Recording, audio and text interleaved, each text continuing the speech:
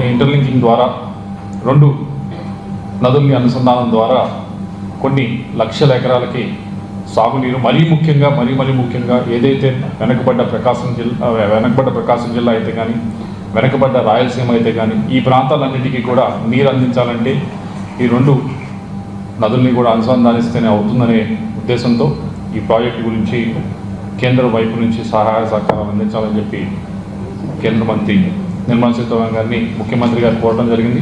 ఈ రెండింటి గురించి కూడా ఈరోజు మీటింగ్లో ప్రధానంగా చర్చించడం జరిగింది.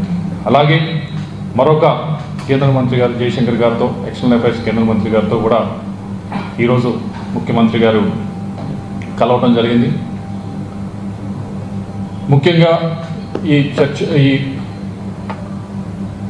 సమావేశంలో ముఖ్యంగా చర్చకు వచ్చినవి సరే ఈ మధ్య అమెరికాలో ఏదైతే కొత్తగా గవర్నమెంట్ ఫామ్ అయిందో దానివల్ల ఇండియా పైన ఇండియన్ ఎకానమీ పైన ఏ విధమైన మార్పులు చేర్పులు జరుగుతాయని, అలాగే ఇక్కడ ఇండియా నుంచి వెళ్ళే స్టూడెంట్స్కి ఏ విధంగా ఉంటుంది అని చెప్పి అక్కడ అమెరికా వెళ్ళే వారికి ఏ విధంగా ఉంటుంది. ఎందుకంటే మనందరికీ తెలిసిందే ఆంధ్ర రాష్ట్రం నుంచి ప్రతి సంవత్సరం కూడా కొన్ని వేల మంది స్టూడెంట్స్ అక్కడికి వెళ్తూ ఉన్నారు, అక్కడ బాగా చదువుకుంటున్నారు, బాగా సెటిల్ అవుతూ ఉన్నారు. వారికి ఏ విధంగా ఉండబోతా ఉన్నదని కూడా మాట్లాడటం జరిగింది.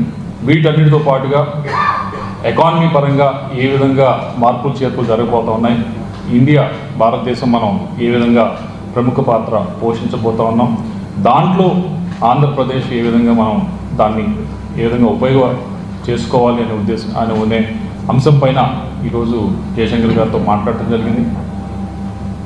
దానికి సంబంధించి జయశంకర్ గారి వైపు నుంచి కూడా ఆయన చెప్పడం జరిగింది, పూర్తి సహాయ సహకారం అందిస్తామని. ఏ డెలిగేషన్ వచ్చినా కానీ దాన్ని తప్పకుండా ఆంధ్ర రాష్ట్రం వైపు మళ్లించే దానికి అన్ని ప్రయత్నాలు చేస్తామని చెప్పడం జరిగింది.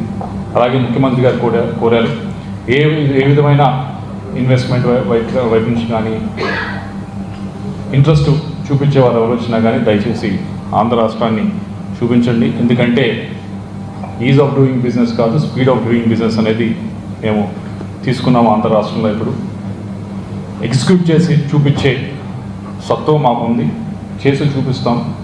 ఏ డెలిగేషన్ వచ్చినా కానీ ఏ దేశం వాళ్ళు వచ్చినా ఇన్వెస్ట్ చేయడానికి తప్పకుండా మా వైపు మళ్లించండి అని చెప్పి కోరడం జరిగింది. వీటన్నిటితో పాటుగా ఏదైతే కొన్ని ఇమిగ్రేషన్ ఇష్యూస్ మన విద్యార్థులు